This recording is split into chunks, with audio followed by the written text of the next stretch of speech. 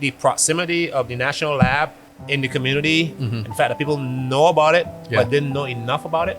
They had a curiosity. Oh, this guy works there. I can ask him a question. Yes. I always wanted to get off my mind, right? Yes. You know, I think the benefit of the community comes from this curiosity associated with people here.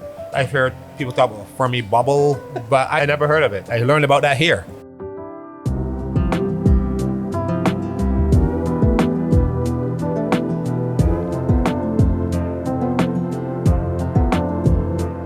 Hey everybody, you're listening to Area Code Batavia, a podcast about what it means to belong in a Batavia apocalypse. I'm your host, Richard Clark, and I'm here with a co-host, Alexa Swedenbank. Welcome, Alexa. Thank you. This has been like a crazy few weeks. Do you mean like the weather? Take your pick. Which thing do I mean? The weather's been hot. Sure. That kind of goes without saying, but then we just had smoke in the air for days and days. And also the internet and the power went out. Yeah. That was exciting. I had a swarm of bees attacking my house, which feels apocalyptic. Describe the swarm of bees. Just thousands of bees. Are they at my house now? No. That's what you did? They were, we sent them this way. Yeah. No, they were just like in a hole in a tree. A tree hole? Yeah. Okay. Just thousands of them. What did you do? And they were so angry. Our neighbor was like, have you seen all these bees? Mm-hmm. And we just never noticed them. But once he pointed them out, it was so obvious and they were so aggressive. Is that like a thing right now? Like, are lots of bees everywhere? I it just happened to you for some reason? I think it's just us.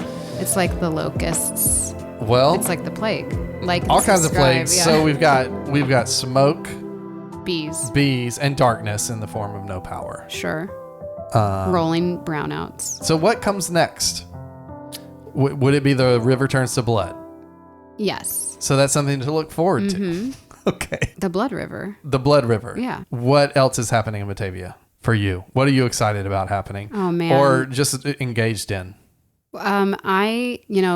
I work at Sturdy Shelter and the deck just opened. Yeah, I figured that might be an unavoidable thing that we could not that opened. The river has not turned to blood yet, but you'll get an amazing view of that once the blood river. Once it happens. Yeah. And Cocktails in the Park is this week. So a lot of outside drinking happening. Yes. If you're not sober, do those things. Yeah. Deck. Or if you're Cocktails sober, in the you park. can come have an NA. And we will. That's true. That's true. Yeah. You know you're bartending with me. Yeah. We're going to be serving together. So come to the Cocktails of the Park and we will serve you. Yeah. It's me and Richard and my husband Graham. Yeah. And a lot of cool people. Yeah. It's, I think, the coolest event of the year. I've never been, actually. Really? This has been on my bucket list. And they really transform Appleton Park. Oh, okay. Which I call Apple Bottom Park. Where is it? It's behind City Hall. It's cool. I'm also excited. on the river. On the Blood River. Yeah. Lots of fun to be had on the Blood River this week. Mm-hmm. For me, the thing that stood out is the gambling restrictions that we just passed, I think. It seems like it's going to pass. There was discussion. So. It hasn't passed. Yeah. There was discussion about it. It got me thinking, we're becoming like a little bit of a gambling town. Oh, absolutely. Because of the Hollywood casino is now like going to sort of define the area a bit, even though it's technically in Aurora. Have you been yet? No, but I have heard that like when casinos open, the like odds of winning are higher. That's how they hook you. Ooh. So I know somebody who just won $800. It's like when they started Uber and you could just get rides Everything for free. was free, yeah. Yeah. That's how they hook you. We got to go. No. Yeah, that's what I'm saying. I'm like, okay.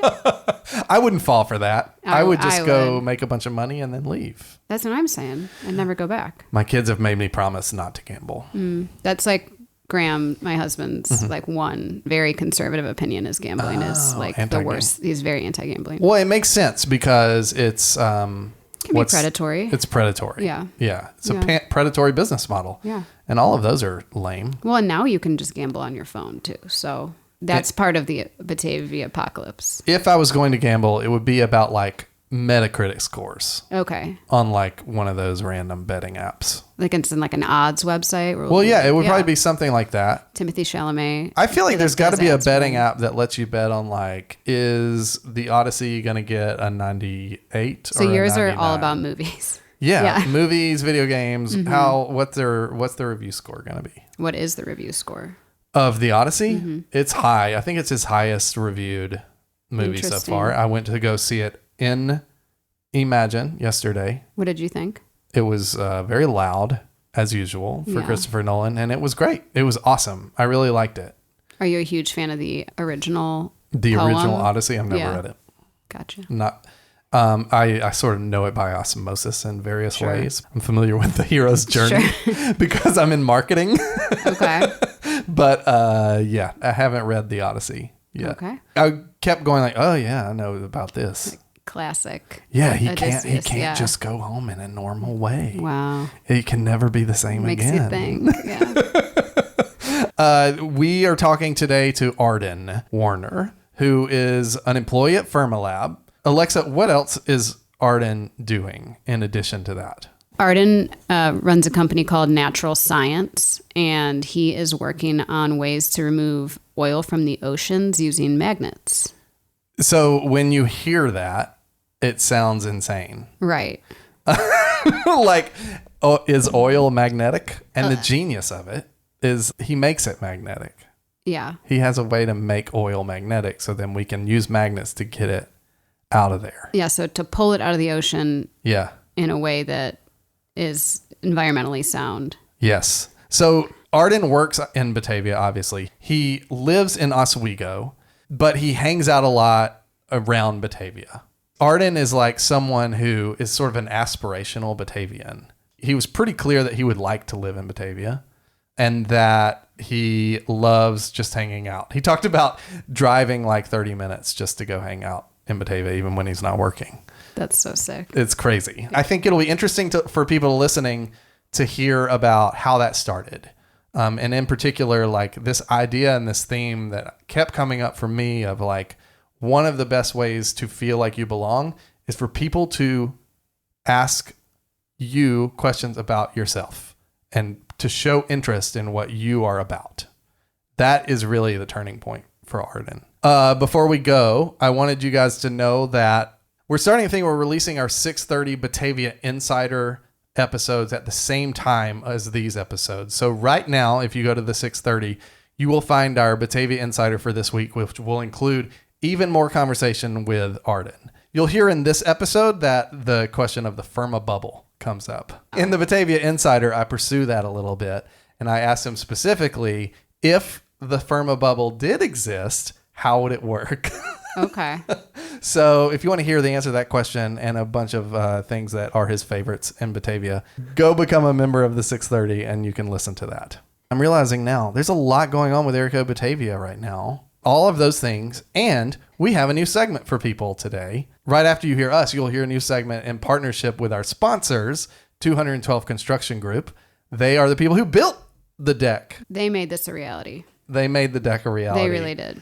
Let's- and I let's- see them every day now. Yeah, they sat down and talked to me about a bunch of things, but in particular, this segment is called Finding Your Place in Batavia, and it's just about places in Batavia and what is unique about Batavian buildings, and I think you're going to really enjoy it. All right, so here's that segment, and after that, you'll hear from Arden. Now it's time for a special segment we're calling Finding Your Place. On each installment, I'll talk to 212 Construction Group's Brian Hunter and Chris Kruver about the places and people they think make Batavia unique. On this installment, a conversation about how the historic homes in Batavia inspire a sense of ownership and investment in the Batavians who live there. People care a lot about their homes. Have you seen a trend of what people want out of their spaces, and particularly their homes in Batavia? You know, wanting to spend a little more time in the house, you know, spending money on particular parts of the house so they can enjoy living on your property instead of, you know, vacationing as much. The work from home too. I mean, there's just been obviously a big influx for people in your house more often now. So it's been a change.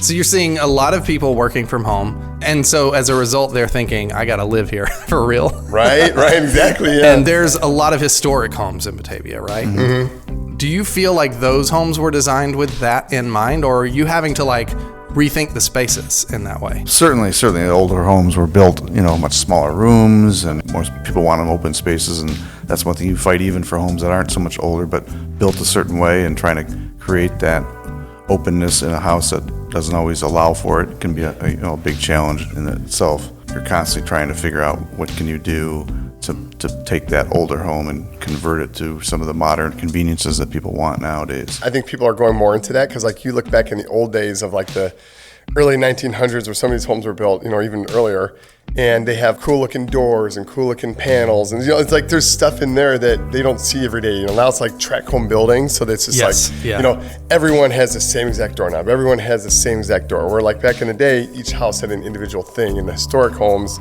that was kind of cool because you'd see like ornate chunks of wood on the actual wall. There was one that I looked at and it was like, you'd look at it and you thought it was wallpaper, but it was actually carvings on the wall. Oh, wow. Really cool. That is cool. So there's a lot of that kind of stuff that you see in these old historic homes. But I think Batavia is, just because it's so old, there's a lot of cool stuff here. They took ownership in their home in the sense of they made it their own.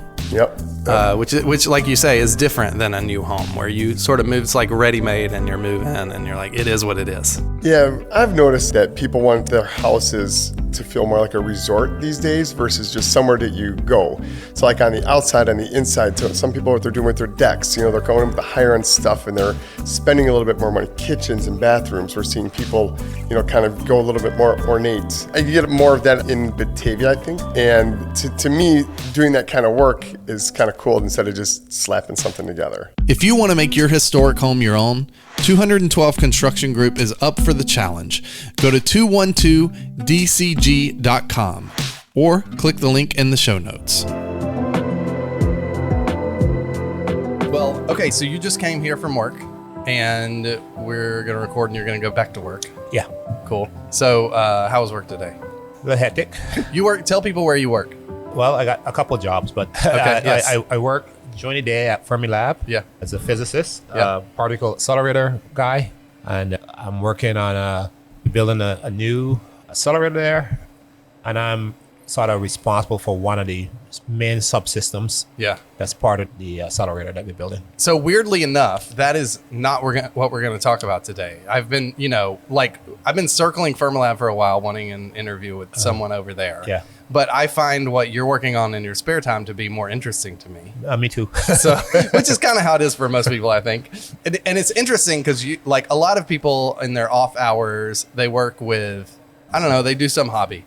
Which could be the case for you, but they'll do that maybe they'll act in theater, or they'll build Legos or something. But you're doing like what seems to me like a big deal it felt to me like a scientific breakthrough when I heard about it. So I heard about this from a talk you gave at a Sturdy, what is it called? Sturdy lecture. Speaker series. Yeah. Mm-hmm. And you sort of basically gave the rundown of what you did. It was really straightforward and scientific, and people were fascinated by it. Right. Which really struck me. And I think some of the reason for that is you can tell, listening to it, it could be a big deal. Tell people what it is. You mentioned hobbies, and I've been tinkering on stuff for years. Yeah. All types of stuff, right? I'll focus on this one because this is the one I talked about here. So in 2010, they had a huge oil spill in the Gulf. They spilled, 210 million gallons of oil. Yeah. Right? That's enough oil to cover a surface area about 40 times of Chicago. Wow. So that's a lot of oil. Yeah. And it went on for 3 months, and I was getting a bit worried, curious. When I was very young, much younger, I had an idea that I never really got to play out as an adult. Yeah. But this reminded me of it. So the idea was this: can we magnetize everything, right? So at that time, the question was, can we magnetize everything? Because I was fascinated by the magnets, right? What do you mean by magnetize everything? So some materials are magnetic, meaning you put a magnet next to it, and it'll attract it. Yes. But if I were to put a magnet up to this glass, right, it wouldn't magnetize. It wouldn't magnetize it, right? So not all materials are magnetic, but the question is, what makes it magnetic? We understand that now from physics. Now that I'm older. But can we take things that aren't magnetic, add something to it that's harmless, and make it magnetic, right? So could we magnetize the glass by putting little tiny particles in the glass and then put a magnet that would attract the glass? The answer is yeah. You were thinking about this when? How old were you? 15 or 16 That's or so. crazy. So you've been thinking about this for a long time. Yeah, not the specific problem, but this idea. This idea of magnetism and things. Yeah, because the reason I was thinking about it is because I came to learn that magnetism is one of the most fundamental forces. It's the force that's most prevalent in our daily lives. I mean, there are other forces, but it's the force that everything you see around you has got magnetism associated with it in some way, right? There are particles inside of it that can be charged and magnetized. Not everything. Some things they're balanced and you can't do it, like the glass. But the whole idea that this is a fundamental force responsible for everything from radio waves to light to the fact that we're sitting in these chairs and not falling through them. Okay. It's electromagnetic forces. How is that related to magnetism? I thought that was like gravity and friction or something. No, those are two other forces. Gravity is another force. Friction is electromagnetic as well. Oh. It manifests itself in different ways. So Yeah. how is that related? If you push on the table or the seat, it pushes back at you. And that's because of the way the atoms and the charges, the electric charges and stuff are arranged in the material, how the substance, The individual atoms. the individual electrons as well.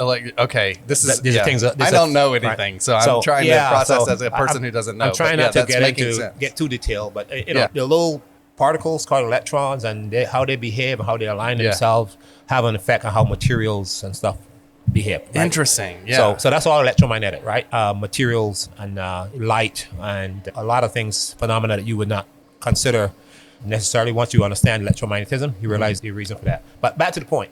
So the idea with this spill was my wife asked me, well, could you do something to clean up the oil that's better than what they're doing? Because they were using chemicals and lighting it on fire, sinking it, and skimmers that just collect a lot of water that had to treat. So I said to her, a very clumsy method of cleaning up oil. They don't like me saying that, but it's not effective. Who It's doesn't all- like you saying that? the folks who do the cleanups? Yeah, they'll use technology that's not effective. Okay. Yeah. And I mean, it's chemicals. It's maybe effective at sinking it, but not at solving the problem. Okay. Yeah. Right. So I told my wife, I would magnetize it, right? Because here I am again, magnetism. But I thought about that hard that night, and I got up in the middle of the morning, 2:00. I went down to my garage and actually took some oil. I had, oil and stuff around, and I put really small particles in it. I got a shovel, literally, and I shaved it with a file, collected little particles, and I sprinkled them in the oil. And I got a video of this. I think I showed it at that presentation. Yeah. And lo and behold, what I saw was that the particles didn't just jump out onto the magnet as you would expect. Yeah. The fluid came with it, Yeah. right? The things they were in. So you had, So rather it- than just put some magnets in something, you had made it magnetic. Yes, I made it respond to magnetic field as a whole, right? Not just the particles responding, but the fluid also responded, because my guess at the time was, well, there's got to be some sort of bond between the particles and the fluid. If not, the particles would just jump out, right? If I put these particles in water, they will just jump out the water. Yeah. I put them in oil, and just jump out the oil. The oil came with it. So that was fascinating. Yeah. And that started this whole process of using magnetism to take oil out of water and to take water out of oil and to lift it and move it around and manipulate it using magnets. And that's a journey I've been on now since 2010, but we seriously studied it, got it perfected by 14 or 15. We had a patent on the process. Okay. And then I decided to, hey, let's build this system using this idea. And this is what I showed down there, how to build a system of magnets that will allow me to manipulate oil spills. And that's what your company is now. Natural Science is that's what Natural focused Science on that. does. There's two fascinating things about that story. One is the science, which it's fascinating. You're able to articulate that. To me, the human side of the story really jumps out at me. Yeah. The story that it feels like you're telling is a person whose entire life has been building up to this and you're about to make this huge impact. Does it feel that way to you? Not in a moment, no. But at times I do realize that over time that we figured out something that's fundamental. Yeah. When I mean fundamental, what I mean by fundamental is that if you're going to remove oil from water or something from water, and you're going to do it in a fundamental way, it means that the same forces, whatever holds it there, have to be somehow reversed or removed in order to allow you to do that. Okay. So the same forces that prevent oil and water from mixing, I'm using in reverse to separate them, if that makes sense. Okay. And that is electromagnetic force. Yeah. The two details that stick out to me is that you were thinking about this when you're 15 for no particular reason other than you were interested in it, right? And then the other interesting detail is that your wife just one day asked you, can you solve this problem? And that problem, it was like asking, can you solve the Ukraine-Russian war? Like it's an intense problem to it's a big problem. That feels like an unreasonable question in some ways, but what was it about you and your wife's relationship and her awareness of you that made that reasonable to her to ask? Oh yeah, because we went to the same university, stuff that we've been together for a long time, and she's seen me tinker on many different problems. Yeah. My wife spent some time in Malawi, Southeast Africa, when she was a graduate student, and when she was afterwards as a postdoc. She's in health psychology, social health, public health, that type of thing. Yeah. So she was there during the AIDS epidemic. Yeah. For work, and she was there for long periods of time. So I visited her. While I was there, I got to witness incredible poverty, death, difficult situations. I was there long enough that I started to help.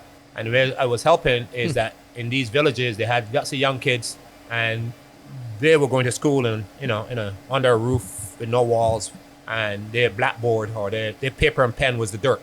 And I decided to teach them some physics, right? And the reason I wanted to do that is I wanted to show them how to make light, so they could see at night, right? Because at night they had no electric light. Okay.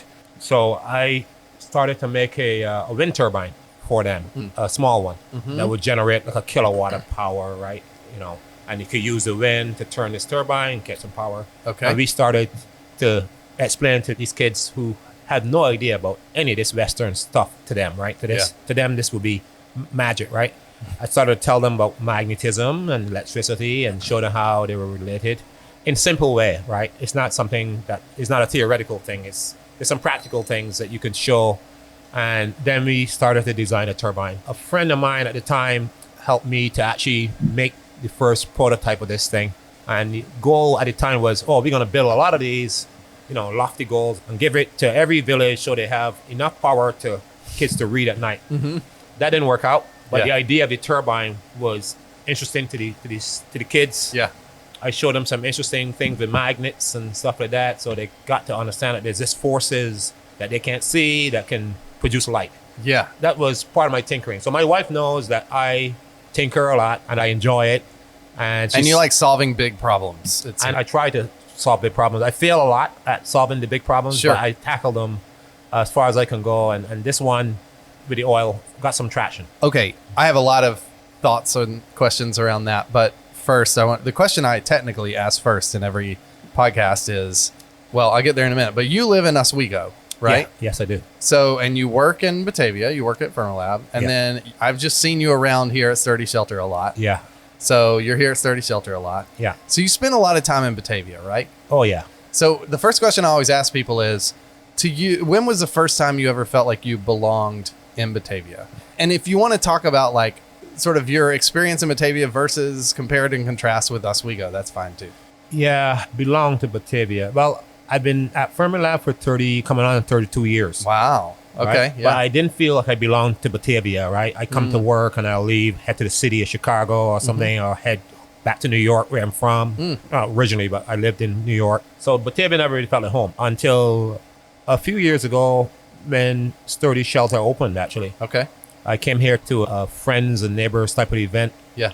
and I met the folks here, and it felt welcome.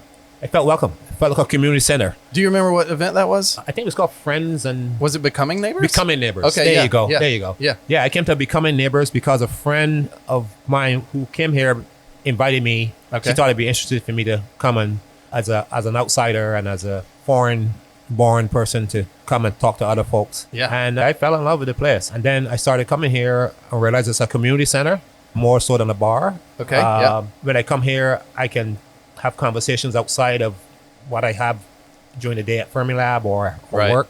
All types of people are here. They were fascinated by me. Yes. So that Yeah. makes it even better, Yeah. right? If somebody likes to talk to you and I like to talk to them. And then I started to explore Batavia a little bit more. Actually, to the point where I would consider moving to Batavia, actually. Really? Yeah. That's awesome. Yeah, I like Batavia. And it's changed. It's really changed over the years, Yeah. right? Now there's... Yes.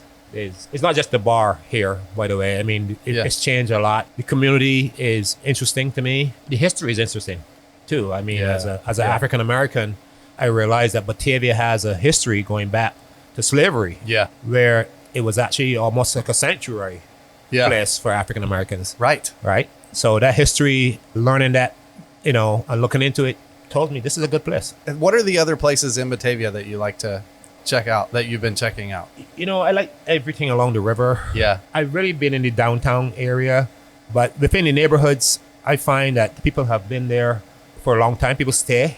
Right. They don't, there's some movement, but it's not very transient. Yep. Like in my neighborhood in Oswego, I get up tomorrow, I might have different neighbors. But Batavia is more stable. I come from a very small island in Barbados where people don't really move. So Batavia is sort of like that stationary place to me. Yeah. I don't know all Batavia, but I'm sure I've been through most of it. I really like the parks. I like the downtown a lot now. I didn't like the downtown before. There wasn't much here in terms of places where you hang out. Yes. But now that's changing a lot. Yes. The first time you felt like you belonged, it was sort of like when you got this invite to this Becoming Neighbors thing. Is that fair to say? Yeah, for sure. I mean, it's recent, right? I mean, it's not... sort of doing that and it goes well and people start talking to you. And Yeah, I come here and I meet a lot of different people yeah. from all walks of life. And they're just interesting to sit down and talk to someone. Yeah. Nobody's coming here to get drunk, right? Yes. They're coming here to socialize a little bit. Yeah. And the conversations are fascinating. Everything from from science, because the lab is there, that comes up a lot, but to politics, to development, to people's kids, people's projects. Yeah. How to make beer. Yeah. These speaker series we had, right? We had all types of. That's how I met you. Yes. Yeah. There were other speakers as well who talked about everything from the science to social things. Fantasy draft. Fantasy football fantasy draft? football, everything, right? So, Yeah, that's cool. The thing that stands out about that to me is a lot of people talk about volunteering somewhere or just like being asked to do something. But I think like one of the things that's an important ingredient to what you just articulated is like someone being interested in your story. Like that's really the start of that story is like you coming to tell your story, people hearing it, and then talking to you more and being interested in what you're doing at Fermilab and stuff like that. That feels important. And I think it's not often talked about in terms of how to feel like you belong in a place. Yeah, I think part of feeling like you belong is that when people sincerely ask you who you are, right, and not just hi and say, but Small talk, yeah. Tell me about you, right? I mean, where you're from, how'd you get here from there, get advice even from folks, right? So it's more of a real conversation when I come here. It's not just small talk. Good. Yeah. Are you more passionate, and be honest, are you more passionate about magnetism or the thing that this magnetism is doing in terms of cleaning up oil spills and stuff like that, sort of saving the ocean? Right. Those two things, like which gets you more excited on a day-to-day basis? Magnetism is just an aspect of what I'm interested in. Right? It's just, I'm interested in the science. Okay. Yeah. Right? Yeah. So I mention magnetism because that's what I'm doing now. But for other forces and understanding how things work is what I'm really passionate about. Right. It's just that magnetism is so prevalent in so much of what we see in the macroscopic world, right? The world that we visibly see with our eyes. Yeah. And when you go a little deeper, you realize, hey, there's a reason why this thing appears the way it looks to the naked eye. And when you go even deeper than that, you realize, hey, there's a lot more happening that we can't see with our naked eye. And so the science is what I'm interested in, and not specifically magnetism in itself. So then what I'm hearing is that you're, on a day-to-day basis, you're more interested in science than like saving the ocean? Well, I think saving the ocean is a big part of science. Yeah, fair. Yeah. It's an outcome for sure. My goal didn't start out to save the ocean. My goal started out to remove oil from water or to reduce the amount of chemicals that people are using to solve the problem. Yeah. Right? And not looking at the bigger picture. You started small. I started small. I'm still fairly small. Yeah. But I think the idea will have a huge impact once it's adopted. Yeah, I mean, and now that I'm thinking about it, I mean, both of those examples of like the wind turbine stuff and your wife asking you, like, can you solve for this? Yeah. Those are both big goals. Yeah. That you have this, it seems like you have this ability that I don't have, which is I can get excited about solving a big goal and then get frustrated immediately that it's not happening then. Yeah. But you have this ability to go, that's the big goal. Now I'm going to back up and spend 20 years or something. Right. Like slowly, incrementally, starting small and then going bigger and bigger without losing patience and solving for it until I get there. Right. There's a reason for that. I started out with a very simple concept, and day by day, month by month, year by year, I learned more about that concept that I did not fundamentally understand initially. When I started out, I didn't expect this to be a 10-year endeavor. Yeah. I thought it would be much shorter. I see. Yes. And then as you get momentum and you learn more and more, you realize all the different avenues you could take with this, with the idea. And I just happened to meet a fantastic subset of people who help. So I don't want this to sound as though it's just me. Yeah. The original idea is me. The original concepts are from me. But to implement it, to make it real, I had to get other people. And I got people by talking to them about this idea. And people say, oh, wow, this is a fascinating idea. Yeah.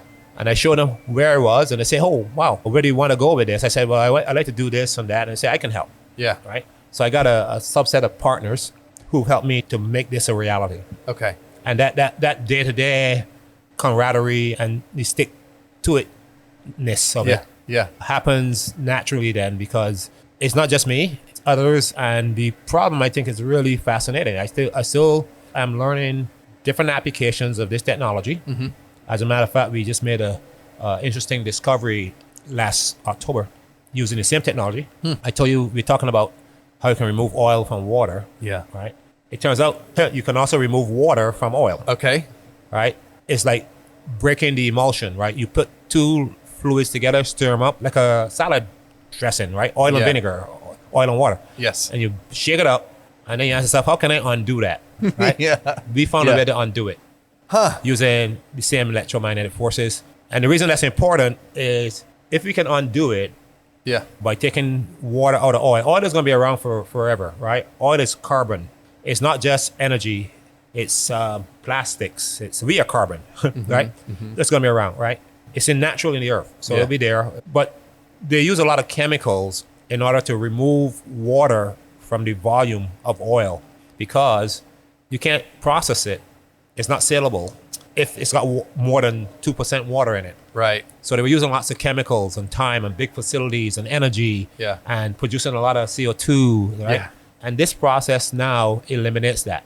It takes water out of the oil without using any of those things. I watched your lecture, and I watched some videos. Some of them were in your lecture, and then some on your website and stuff. Those videos and of that process, and then also what you've described with wind turbines, both of those seem like really simple solutions. Like simple, I think, is really fair. Easy is a different question, but it feels fair to say these are simple solutions to really big problems. Yeah.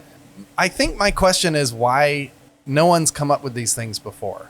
Why is this not like something that has already happened? And well, turbines people have come up with before me. But you going to places that don't have electricity and just giving them wind turbines or the ability to make one, seems pretty straightforward to me. Yeah. And like it would save change a lot of lives. Yeah. Well, simple is easy for me because I'm a simpleton. Okay. So the reason a lot of people look past the simple because they know too much. I think, right? Or they think about things too complex. That's why children are so interesting when they ask questions or when they try to solve problems, because they don't know enough to not answer the question, and they answer the most fundamental things because they're looking at it for the very, we are simple people in the end, right? We want an answer that we can formulate in our head and understand. Yes. And children do that naturally. Sometimes they get you stuck because you're thinking at such a high level, somebody asks you something more fundamental. You say, oh, wait a minute. Gee, I haven't had to explain this. Yes. I never really had to explain this, or I never really thought about how it got started. Yeah. My mind has that simple approach. It's just the way your brain works. Is it thinks on the simple level first, maybe? Yeah. I don't know what I don't know, but fair. But the things I know, I understand them from a simple perspective, analogies, the phenomena that goes on, as opposed to all the complicated ways of calculating it out. Yeah, fascinating. Right? A very simple approach to things, right? Yeah. And I always start from the most simple form of things. And sometimes it gets you frustrated. Because why? Because when you're trying to understand something that's complex and you are at the very beginning, it seems like it's such a long way to go to get the answer. But I've realized over the years that complexity is really the inability to simplify something to its lowest form. That's what makes it complex, right? In other words, complex things are made up of very simple, straightforward steps. Yes. Yeah. I was just thinking, it feels like really the nature of complexity is it's just one simple thing stacked onto another. Onto another. Yeah. And then you got to decouple those. And sometimes Right. it's frustrating because they're sometimes related in very, very non-obvious ways, right? Yeah. And figuring out how they're related is where the action is, right? That's so interesting. Yeah. When you started working on this, how did you expect that it would pan out? I thought I would go in my garage, stick the particles in the oil. A little bit would come towards me, Yeah. and the rest would be staying there. And I would say, okay, that doesn't You work. figured it wouldn't work. Right, Yeah. right. And then I thought about it more, and I said, well, if the particles are really, really small, Yeah. they got the right size. I know a little bit of something about fluids. Yeah. The forces that make fluids behave the way they do is well understood. And by understanding those forces, I knew that if the particles are the right size, I could utilize those forces to my advantage.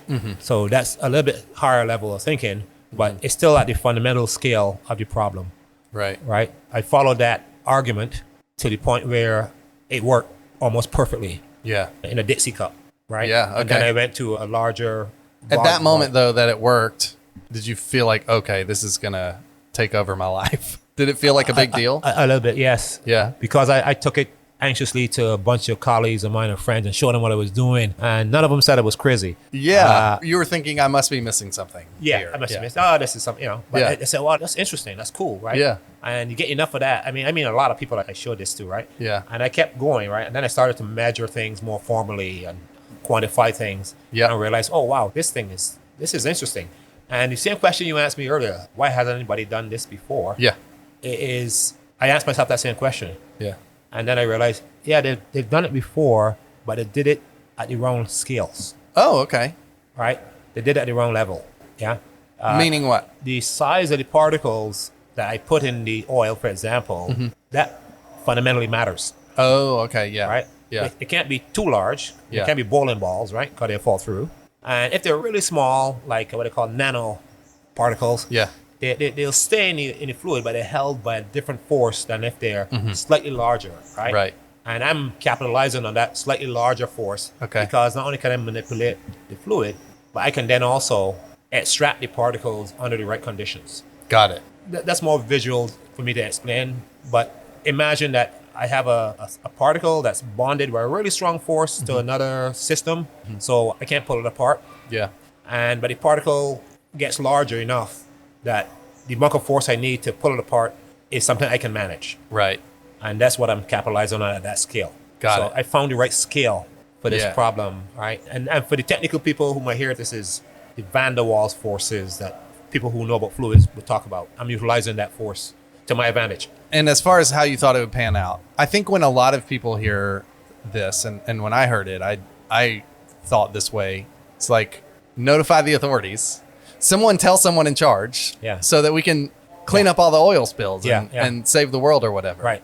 Is that the direction your brain was going? Did you think that would happen, or did you have a more measured sense of like how these things play out? And can you tell us like why it did play out more slowly than? No, it was an emergency going on, so I thought, tell the people, right? Yeah. Okay. Yes. let's You're get like this- you're let's like get the this- guy in Armageddon. You're Yeah. like the guys that they're throwing on the rocket ship. Yeah, let's get this to somebody who can do something Yeah. with it, right? Tell them, hey, look at what I did, right? Yes. Look at what we got, right? Yes. But it doesn't work that way in real life, right? The folks who are paying attention at that level, they aren't interested in me as a person Yeah. or my little experiment in my garage. Yeah. When there's a disaster going on, right? Yeah. And I came very quickly to know that also, even for the people whose problem you would be solving, they don't care at that point to hear the solution from an individual. They want someone with authority. to It, tell it them. needs to be vetted. It needs to be and all of those vetted things. Yeah. and scaled, right? So the first set of problems, even from my colleagues, is like, well, that's really interesting, really Yeah. cool. Can it scale? Can you scale this up to really solve an oil spill? Yeah, fair. In Yeah. other words, can you go from the Dixie cup Yep. to the ocean? Yeah. That's Right? a question. Yeah. And what about all the other forces involved now, right? Yeah. Out in the ocean, you got the wind, you got the waves, right? My Dixie cup doesn't have any of that, right? Where are these particles going to go? How many can you use? Are the magnets going to affect this and that, right? So there's all these questions that I had to answer. Yeah. But I knew, this is one thing I knew. I knew it was scale. Yeah. I knew it was scale. How? I've been playing around with electromagnetism for a long time. Yeah. And I understood fundamentally in my head what the reason why this thing was working. That volume and waves wouldn't mess that stuff up. Right. Yeah. Well, it could but my plan was to use those external things, external forces to my advantage. I see. Yeah. Right. Yeah. To account for them. To leverage those things as part of the solution and not be a problem. So Interesting. So the waves, which would normally push the spill around, aren't affected by magnetism. Water is not really affected by it much. But the waves have as a force. If I can use that force in my problem, maybe I can use less magnetism, right? So the waves push things. Yep. I need to push it in the right direction. Right. Waves don't change on a dime. They go in some direction. Or they're stationary and they bounce up and down, right? Yeah. So there are different types of waves. And then the wind, right? You just orient your system accordingly to utilize the force of the wind, whatever minimal effect it has. And then most of these problems can be used in your solution if you engineer a system properly. So the idea was to engineer it to take advantage of these things. Yeah. And is that what you've been working on? Yeah, that's what we did. Okay. And it's been like 16 years now, right? I would say more like 12. 12 years? The first 4 years was not thinking towards building a system. It was just working things out. It took a while to get a patent. Yeah. So Right. I think most people understand it doesn't work like it does in the movies, but 14 years is a long time. And we're way past that initial crisis that you were trying to solve for. Yeah. So are you surprised it's taken this long to sort of get traction? Once we fully started doing this, I thought it would take 10 years. Okay. Yeah. Not only to do the technology, but to get the right folks Yeah. involved and prove it to them. Yeah.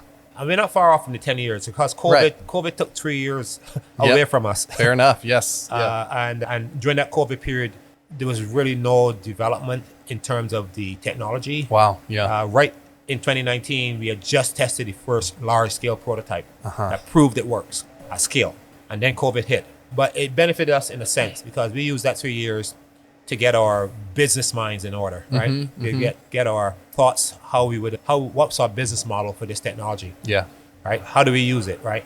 Yeah. The fundamental idea was not just to make money, Yeah. but to establish a new paradigm Yeah. for the technology and also make it the go-to technology to eliminate chemicals and stuff. So we had a lofty idea about this Yeah. that I think is still valid. Yeah. And of course, we got to make money if it's a business. If not, you wouldn't get any financial assistance. Yeah. It's got to be sustainable. Got to be sustainable, Yeah. right? So the business side, I learned the business side of things, and I know how to capitalize on that now. Yeah. But still keeping our fundamental goal in mind that we're eliminating chemicals and stuff like that. How do people in Batavia see this idea? Yeah, I don't discuss it in the way we are talking about it. I normally show people a set of videos Yeah. of what it does, and that hits it right away. They get it. They get it. They get it. Yeah. They get it immediately. Yeah. You see it working, and you say, "Oh wow, how are you doing that?" That's when I then tell them Yeah. the story. But Yeah. the videos, if a picture tells us 1,000 words, a video must be 1,000,000. Yeah. Right? Yeah. You show the video. It's a lot of frames in there. Yeah, Yeah. yeah. The video really helps to this day, right? Even when I speak to very technical people or people very involved in the industries, Yeah. you show them the video and they go, "Oh, okay, Yeah. yeah, I get that. That's beautiful. They realize the beauty in it, Yes. and they realize that it's fundamental. Yeah. And they're always like, wow, So that makes me feel good. Yeah. But yeah, I think it's a simple enough idea that when you see it, it answers a lot of your questions. Was there a moment where you questioned everything? Oh yeah, yeah, every step of the way, because it's the engineering of the system that we would build to accomplish this was no easy task, right? We had to figure out what type of magnets we would build, how we would support the infrastructure for these magnets aren't light, right? Magnets are weighed at thousands of pounds. Yeah. The systems that separate the two in the end, how would you engineer that to make it deployable and quick? And we had to solve all those problems. A lot of problems, but talking to you earlier, it seemed like you're energized by those problems. Oh yeah, because each step of the way we solved them. Yeah. And every time you solve them, you look back and say, "Wow, look." But you do question things when you're it feels a little bit insurmountable. Not in a way that deters me from doing it, Okay. Yeah. right? Yeah. Yeah. It's more like which of these crazy concepts to solve that particular issue will work, Yeah. and then you figure that one out. And you say, "Oh wow, okay, right?" Or lead to or force you into a design or our system has to now follow this, right? So you worry that, well, should I have gone the other path and make this next step easier, or was this the right step, right? Right. So we had some of those. I did some things up front to understand how the system would evolve Yeah. that I knew would not be in a final system, but it was necessary step to understand something fundamental that I needed to check. So we built things that we now can, now we understand it, we can simplify. Yeah. What has doing this taught you about yourself? I learned a lot about myself. That's one of the best questions you asked me because it changed me. Yeah. Okay. Yeah. Interesting. I did not know that I had the ability to stick with something for this long. Oh, yeah. Yeah. Right? I also did not realize that, and I gotta accept it. I got a gift, Yeah. right? I only recently started to, because of my wife, say you gotta accept that, right? I think I got a gift maybe for the obvious. Yeah. but I can take the obvious and make it work, Yeah.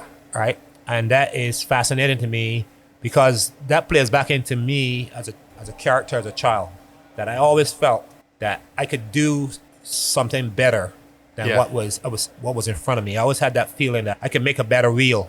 Bad example, but I could make Better mousetrap. a better mousetrap. Yeah. Right. Yeah. Or I can have a simpler mousetrap. That I always had that feeling in me and in my work that I can do it better. How does that play out in your everyday life? Like not work related? Does that play out in your family life or when you're hanging out here in Sturdy Shelter? That I can do something better. Yeah. That gift you're talking about, gift- does that show up in your relationships or socially? I think so, in the sense that I listen now to everything that people say, especially when it's coming from a real innocent place, to understand, hey, yeah, why that question? Yeah, that's an interesting question. What is this person missing? And You're looking for the obvious, simple solution. Yeah, what's that in they their might thought be- pattern? That's so good. Yeah. Because I do think I'm an overthinker. I get really wrapped up in like, Yeah. oh, I should say hey to that person, but what if they think blah, blah, Yeah, blah? yeah. And you would probably say something that is really obvious and simple, but true. Yeah. Even in this discussion we have, in this talk we have, and I describe things to you at the beginning. Yeah. And even all the time I'm talking to you, I was still thinking back to that beginning and say I could have said something more simple that would make it more clear to the audience. And I wish I said that, but it's water under the bridge. But I thought of ways to simplify what I was saying earlier already. They right? get it. They get it. Right. Yeah. So I'm always trailing back to that beginning to see how the, cause that launched me in the specific direction in this conversation. And I was wondering, hey, should I have said it this way? And that way would have led to a different path. Yeah. But when I talk to people, I listen closely to what they're saying. I really do listen when people talk to me. Yeah. Listening is a big deal. It feels like. Yeah. I hear everything except their name. Me too. We have that in common. Yeah. I know everything about a person and like deeply feel where they're coming from. Yeah. Deeply relate. Don't remember their name. Yeah. So But it yours does. is just unique enough that I remember it. Yeah. Sure. Okay. Well, what would you say has been your biggest struggle through all of this? The biggest struggle? Huh. I would say the status quo. Yeah. People are locked into financially Yeah. to certain solution. We spent part of that 10 years trying to get breakthroughs with the incumbents, right? People who are there before, because they're locked in on a specific technology or method. Even if it doesn't work, they're making money, right? In the business world, right? So Yeah. you come along with a better hammer and they're like, oh, well, the big guys wants to take the hammer and grab it for themselves and keep using what they have until it's exhausted, then bring out this other hammer. So that's an analogy, but dealing with the status quo. Yeah. It jumped out at me that like the other reason the simple doesn't catch on is there's a lot of money in the complexity. Yeah. Which is to say, if something is complex, there's more to sell. More to sell. If you have a hammer that has also a pulley and a lever and a bunch of other things, somebody's got to sell the pulley and the lever, Yeah. and none of those people want to lose that money. And this is even worse in a sense because they're using stuff that's bad. Yeah. It just doesn't work. Yeah. But it's in the market. Right? Yeah. It's Yeah, not just more complicated. It's Right. not effective. It's not effective. Yeah. But it's the status quo. All right. And how it became the status quo, I don't know. It does something but it doesn't solve the problem. Yeah. And Do you you- see the status quo in your everyday life as well? Yeah. And get annoyed by it? Yeah. Yeah. Like yeah. what? The way people use certain technologies and then you give them a new way to do it and they're resistant because they're just used to habits. I mean, Like what certain technologies? well, let me give an older example because it's clear in my head. Yeah. Back several years ago, people used to do design by drafting, right? Drafting designs on a board. They use pencil, paper, big boards, easels, and Yeah. right? Yeah. And then CAD came along, right? And there were a subset of people who refused to use the computer CAD, right? They Yeah. wanted to draw by hand and everything, right? There was a big fight against that for a long time. People, oh, no, you can't, takes away from this, right? Same thing's happening now with certain technologies, right? I don't want to say AI, but because AI has got even more challenges than most. Yes. But people resist it, right? I resist Yeah. it. Yeah. For example, when I write, I like to write my thoughts down. AI suggestions, I try to push out, right? Right. And now the technology is getting to a point where it's embedded in everything you do. Okay, in your computer, you write an email and you get a suggestion point. Well, I can say this shorter, better. Yes. I always ignore that. This is what I want to say, right? Yes. So Yeah. I'm the same problem. I got the same problem. Well, but to your point, I do. It is about what the tech does, and Yeah. sometimes technology can overcomplicate a thing, and AI seems like that kind of thing. Yeah, I've it noticed is. that it likes to overcomplicate what I'm saying. Yeah. It likes to be wordy about what I'm saying Yeah. because it sounds better for some reason. yeah, So I feel like that goes yeah. in that direction. There's tools and technologies that Yes. people use, and they're just used to Yeah. doing it, and you can't get them to switch, even if it's an easier tool, makes life Right. simpler. Yeah. It can come up a lot of examples of that, but I fall into that as well. Yeah. But I tend to eventually evaluate how it affects what I'm doing and how much time is involved, for example, and how effective it is. Right? Yeah, that's good. Yeah. I'm curious if there is. This is kind of a weird question to ask someone who lives in Oswego, but like you work in Fermilab, and maybe that's the answer. But like, is there something uniquely Batavian about this project? Is there something that like feels like it encompasses the spirit of Batavia within it? Not really, I think, sorry to burst that bubble, but I think if I wasn't working for all these years in Batavia, I might never even heard of it, right? In some sense, right? Yes. But if, for example, the opposite of that is that if I had never heard of Fermilab and never come to Batavia, and then one day I came through because I was in the area somewhere and I end up in this place at this bar that night, Yeah. I would say, wow, this is a cool town. Yeah. And I really would come back. Yeah. And I think the only unique thing about Batavia is I think the proximity of the national lab in the community, in fact, that people know about it, Yeah. but didn't know enough about it. They had a curiosity Yeah. that opened up to me. Right? Yeah. Oh, this guy works there. I can ask him a question. Yes. I always wanted to get off my mind, right? Yes. Why the buffalo? Yes. That type of thing, right? I think the benefit of the community comes from its proximity to where I work, and also the curiosity associated with the people here, because I've heard people talk about Fermi bubble. Yeah. And I never heard of it. You've got to explain the Fermi. You've got to just I don't tell know if you people if understand it's real. I don't think it's real. Okay. But I only recently learned about this. Yeah. This thing. Really? Only recently? Yeah. That's shocking to me. Yeah. I feel like that should be part of the training at Fermilab when you go in. Is just so you know, everyone thinks there's this thing called the Fermi bubble. Yeah, I never heard of it. I learned about that here. Yeah, we could talk more about that. But what keeps you up at night? Right now, that's more of a political thing. I don't know Yeah. if you want to go there. I mean, it's up to you. Totally up to you. Yeah, the science is being portrayed as bad Yeah. and not important, and that doesn't keep me up at night, but that bothers me. Yes. So what specifically keeps me up at night is really just, am I going to be able to keep this thing going and get it to the next level, right? Every step of the way, I expect something to happen, the next shoe to fall, and it to fail for some fundamental reason. You have a fear that it will fail. Yes. Yeah. But Okay. that fear also drives me, Yeah. but it keeps me up at night. Like, Yeah. we're building, for example, we're building something right now. We made a decision. We built it. Costs a lot to build it. Yeah. It should work. What if it doesn't? Right. Right? Will that be a showstopper? Right?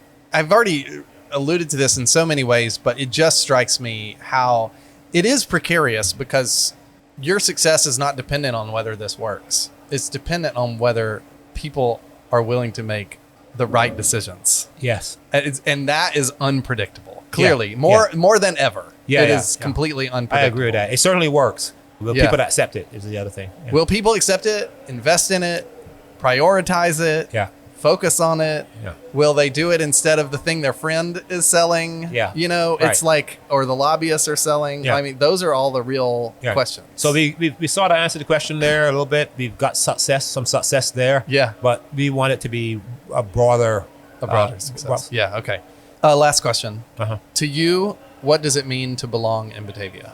I really am enjoying in the last few years the sense of the community And to me, being a part of that community is valuable. Yeah. Like I said earlier, I would consider moving here just to be part of this village. Yeah. I don't know if it's a village, but it's got that village feel to me. Yeah. Yeah. And I like that. And I actually, we are considering moving to Batavia area. Is that a big piece of what you feel like it means to belong somewhere, is to live there? Yeah, I mean, not just live there, but be. I think I live in Oswego, and I don't feel like I'm a part of anything in Oswego. I have a Interesting. home there. I Yeah. live there, but I'm not part of the community, really. I don't engage. Maybe I just need to go downtown somewhere, sit in a bar there or something. But I've done that, but still, the people are different. In what way? They still got a open farming mentality, I think, in some places, or transient mentality. Yeah. Here for a short time, move on. Yeah. Not everywhere. I can't speak for the entire village of Oswego. People Right. are listening to this. I'm sure there's some tight communities down there, but I'm not in part of them. Yeah. Batavia feels a bit more open to new people coming in. Yeah. Not that Oswego is not, but Batavia is really, It's like a core value, it feels like. yeah. It's not as transient Yeah. society to me, but I think that's maybe just the stage that it's at. Yeah. Compared to Oswego. Okay. Oswego is still quickly developing. Yeah. And Good this point. one is more established. Yeah. Oswego's been there for a long time too, but again, I think Batavia is more established. Yeah. Yeah. So, would you say you feel like you belong here more than in Oswego right now? Yeah. I'll drive from Oswego to come over here just to have a beer. Yeah. Right? Yeah. It's a little, 25 half-hour drive, but Yeah. I do that. I pass so many places I could stop and have a beer. Yeah. But I come here again for the community spirit and feeling. Yeah. I walk in the door, I feel like it's cheers, right? Yeah. And when I'm not here, people ask, "Hey, have you seen Arden?" Or I ask for folks when I come in, "Hey, I haven't seen this person, that person in a while." Yeah. And I say, "Oh, this person was in asking for you," that type of thing. Yeah. I don't get that in many places.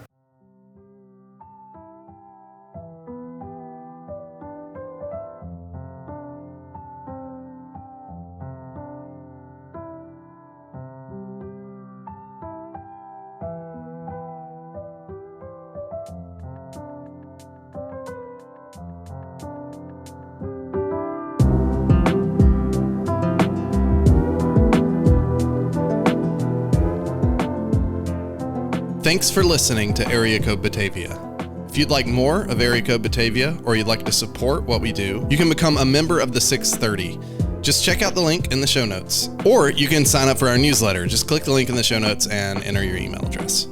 Area Code Batavia is produced by Area Code Audio, a podcasting production and consulting agency that helps nonprofits and mission-driven organizations drive meaningful change through podcasting. Hosted by me, Richard Clark. Our co-host and associate producer is Alexa Swedenbank. Edited by Matt Linder. Additional production help from Jennifer Clark.